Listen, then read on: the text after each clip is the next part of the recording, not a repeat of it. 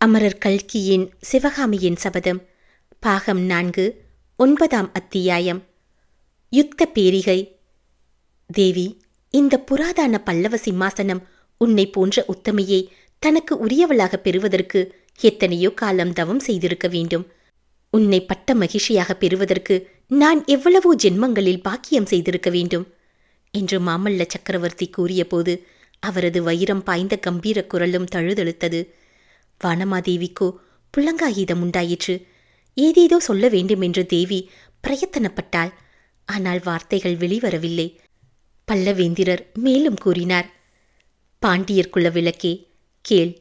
நீ என்னுடைய பட்ட மகிழ்ச்சி மட்டுமல்ல, எனக்கு பிறகு இச்சிம்மாசனத்திற்கு உரிய மகேந்திர குமாரனுடைய அன்னை. பல்லவ சாம்ராஜ்யத்து பிரஜைகளையெல்லாம் ஒரே நாளிலே ஒரு நொடியிலே வசீகரித்து அவர்களுடைய பக்தியை கொள்ளைக் கொண்ட சக்கரவர்த்தினி. என் தந்தை மகேந்திரர் காலமான சில நாளைக்கு பிறகு மந்திரி மண்டலத்தார் எனக்கு பட்டாபிஷேகம் செய்து பல்லவ சிம்மாசனத்தில் அமர்த்தினார்கள். அதே சிம்மாசனத்தில் என் அருகில் நீயும் வீற்றிருந்தாய்.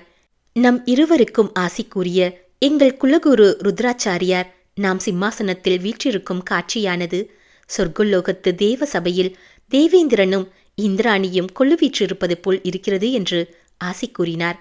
அதை கேட்ட சபையோர் குதூகலத்துடன் ஆரவரித்து மகிழ்ந்தார்கள். கொஞ்ச காலம் நாட்டில் மழை பெய்யாமல் இருந்தது. நீ காஞ்சி நகர் புகுந்ததும் பெருமழை பெய்ததையும் நினைவு கூர்ந்த சபையோர் நீ சாட்சாத் இந்திராணியேதான், சந்தேகமில்லை என்று ஒரு முகமாக கூறினார்கள்.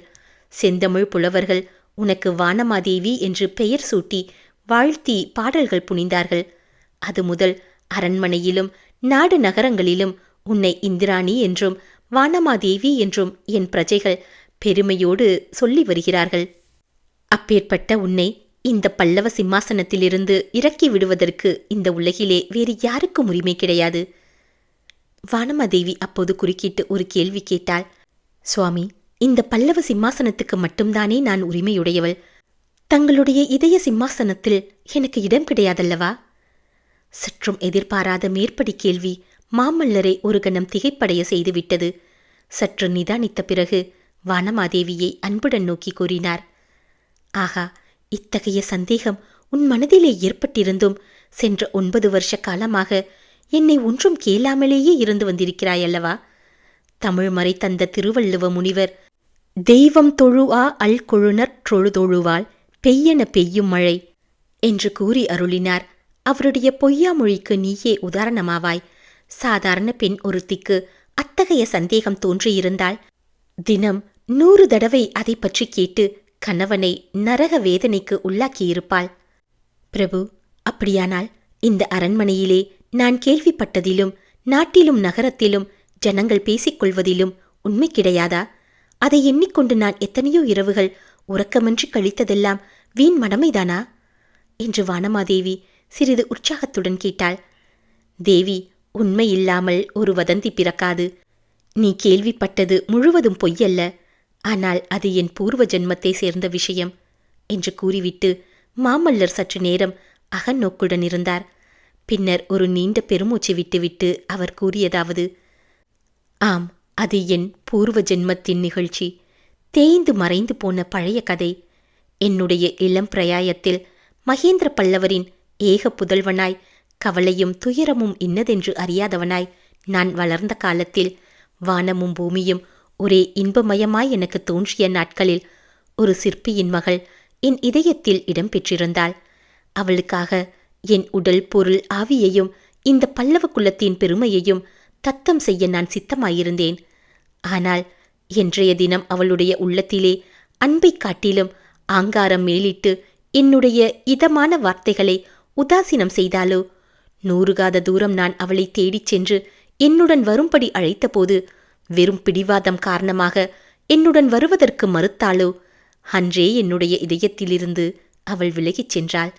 இன்னமும் அவளை நான் மறந்துவிடவில்லை, மறக்க முடியவும் இல்லை. இதற்கு காரணம் அவளுக்கு நான் அன்று கொடுத்த வாக்குறுதியை இன்னும் நிறைவேற்றாமல் இருப்பதுதான். தூர தேசத்தில் பகைவர்களுடைய கோட்டைக்குள்ளே வசிக்கும் சிவகாமியின் ஆவியானது என்னை இடைவிடாமல் சுற்றி சுற்றி வந்து பகலில் அமைதி இல்லாமலும் இரவில் தூக்கமில்லாமலும் செய்து வருகிறது. இன்றைய தினம் அவளுக்கு நான் கொடுத்த வாக்குறுதியை நிறைவேற்றுகிறேனோ, வாதாபியை வென்று அவளை விடுதலை செய்து அவள் தந்தையிடம் ஒப்புவிக்கிறேனோ, அன்று அந்த பாதகியின் ஆவி என்னை சுற்றுவதுவும் நின்று போய்விடும்.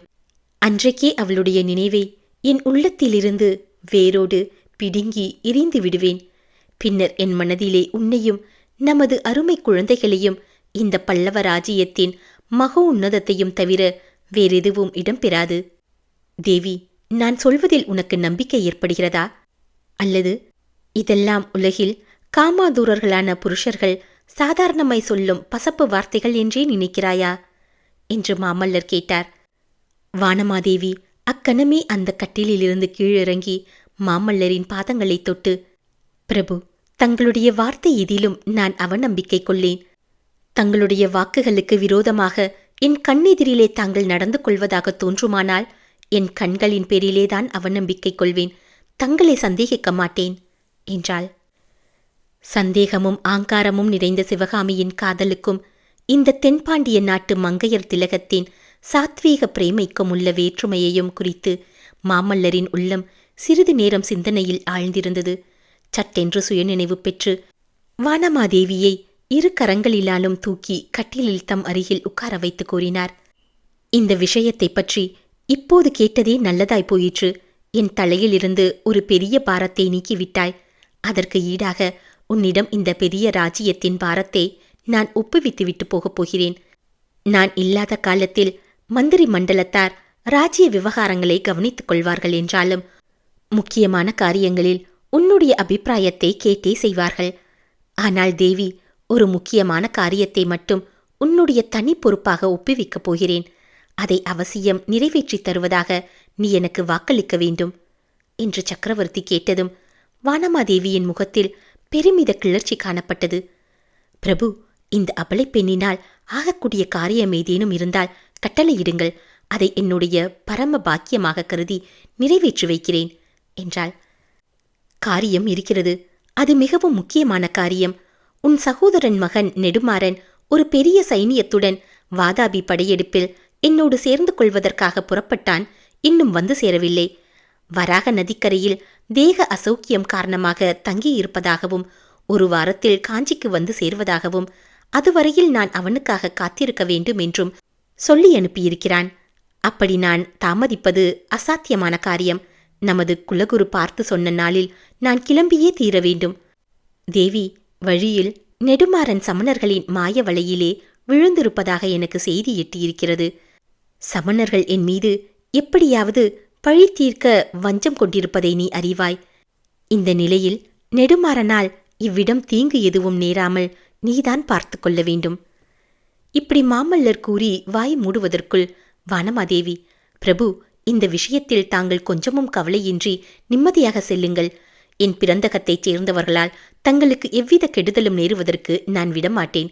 நெடுமாறனுக்கு அத்தகைய தீய எண்ணம் ஏதேனும் இருப்பதாக தெரிந்தால் இந்த கையிலே கத்தி எடுத்து அவனுடைய நெஞ்சிலே பாய்ச்சி கொன்று விடுவேன் என்று கம்பீரமாய் மொழிந்தாள்.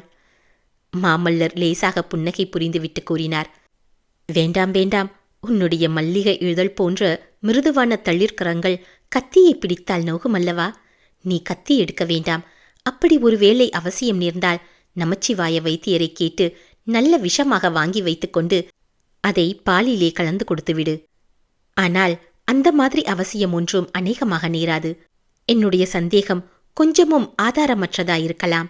என்றாலும் ராஜ்ய பொறுப்பு வகிப்பவர்கள் இப்படியெல்லாம் சந்தேகப்பட்டு முன்ஜாக்கிரதை செய்தல் அவசியமாயிருக்கிறது. அதிலும் யுத்தத்துக்காக தூர தேசத்துக்கு கிளம்பும்போது சர்வ ஜாக்கிரதையாய் இருக்க வேண்டுமல்லவா? இப்படி மாமல்லர் கூறி முடித்தாரோ இல்லையோ, அரண்மனையின் கனமான நெடுஞ்சுவர்கள் எல்லாம் அதிர செய்து கொண்டு ஒரு பெருமுழக்கம் கேட்டது.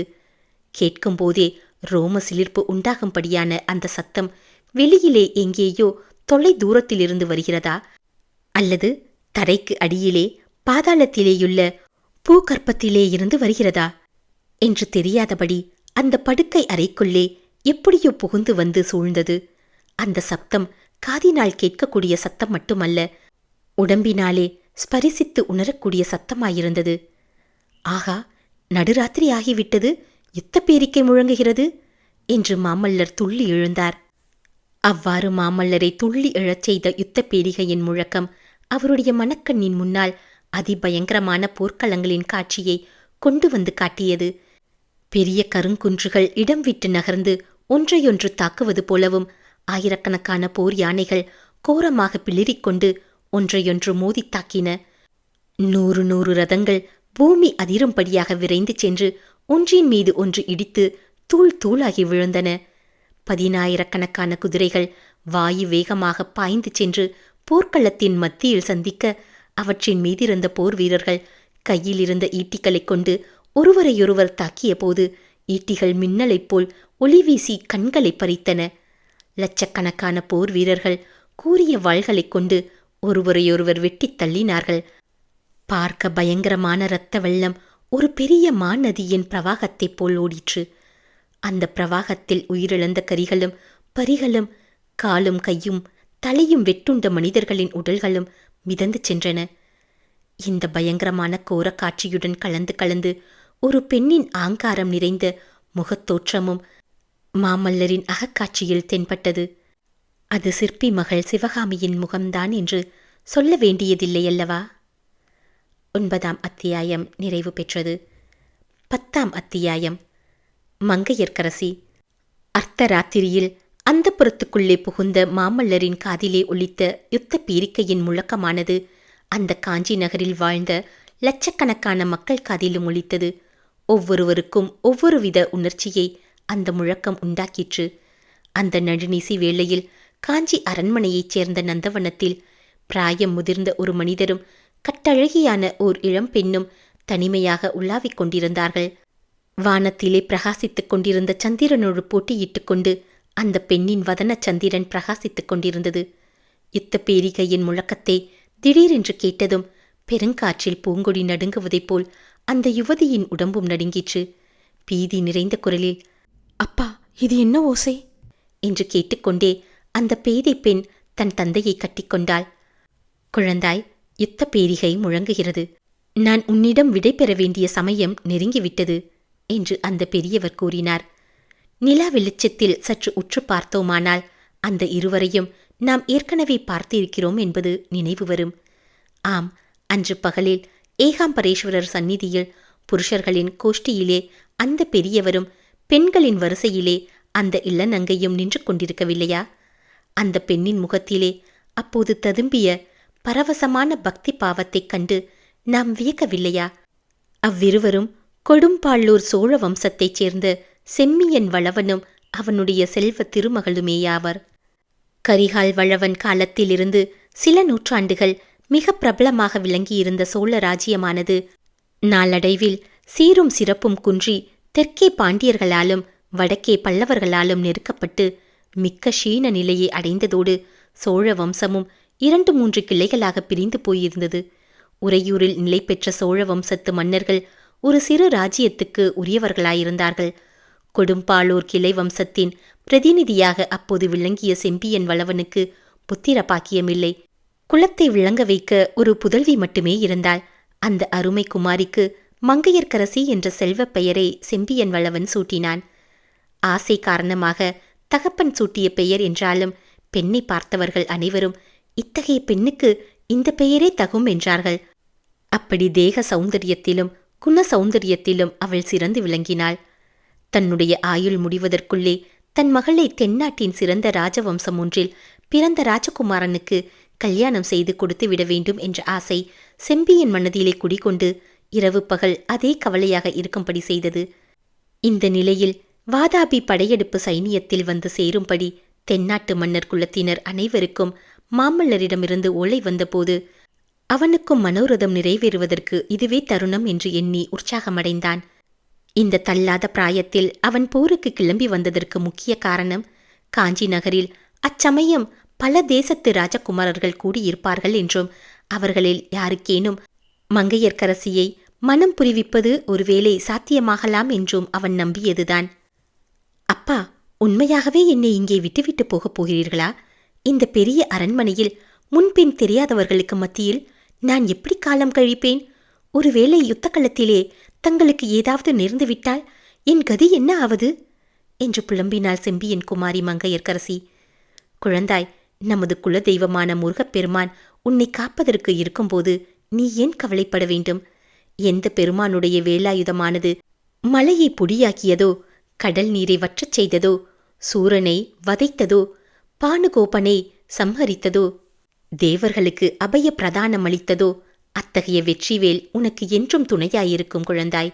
நீ கொஞ்சமும் அதைரியப்படாமல் எனக்கு விடை கொடுக்க வேண்டும் என்று செம்பியன் கூறியதை கேட்ட மங்கையர்க்கரசி மேசிலிர்த்து பரவச நிலை அடைந்து நின்றாள். அவளுடைய பக்தி பரவச நிலையை தெரிந்து கொள்ளாத தந்தை, அம்மா, வேலும் மயிலும் உனக்கு துணையாக இருப்பதோடு மாமல்ல சக்கரவர்த்தியின் தாயார் மகேந்திர பல்லவரின் பட்ட மகிஷி புவன மகாதேவியும் உனக்கு ஆதரவாக இருப்பார். உன்னை தன் சொந்த மகளைப் போல் பாதுகாத்து வருவதாக எனக்கு வாக்கு தந்திருக்கிறார். நீ உன் அன்னையை இளம் பிரயாயத்திலேயே இழந்துவிட்டாய். புவன மகாதேவிக்கோ சொந்த புதல்வி கிடையாது. உன்னை தன் கண்மணியைப் போல் பாதுகாத்து தருவதாக என்னிடம் உறுதி கூறியிருக்கிறார். ஆகையால் என் செல்வ மகளே, நீ சிறிதும் கவலைப்பட வேண்டாம். போர்க்களத்துக்கு போக எனக்கு தைரியமாக அனுமதி கொடு என்றான். இதற்கும் மங்கையர்க்கரசி மறுமொழி கூறாமல் மௌனமாய் நிற்கவே செம்பையன் வளவன் இன்னமும் சொல்லலானான். மகளே, நீ பால்மனம் மாறாத பச்சை குழந்தையாயிருந்தபோது ஒரு பெரியவர் நமது வீட்டுக்கு வந்தார். அவர் உன்னை பார்த்தார். உன் முகத்தை உற்று பார்த்தார். உன் சின்னஞ்சிறு பிஞ்சு கால்களை தூக்கி பார்த்தார். பார்த்துவிட்டு, இந்த குழந்தையின் கையில் சங்கு சக்கர ரேகை இருக்கிறது. இவள் பெரிய மண்டலாதிபதியின் பட்ட மகிழ்ச்சியாவாள் என்று சொன்னார். அந்த வார்த்தைகள் என் காதிலே இனிய தேனைப் போல் பாய்ந்தன. அன்று முதல் ராஜகுமாரன் எப்போது வரப்போகிறான், எங்கிருந்து வரப்போகிறான் என்று எதிர்பார்த்து கொண்டிருக்கிறேன். அவனை தேடிக்கொண்டுதான் முக்கியமாக நான் இந்த காஞ்சி நகருக்கு வந்தேன். மங்கையர்க்கரசி அப்போது அளவில்லாத பரபரப்புடன், அப்பா அப்பா, நேற்றிரவு நான் ஒரு அதிசயமான கனவு கண்டேன். அதை சொல்லட்டுமா என்று கேட்டாள்.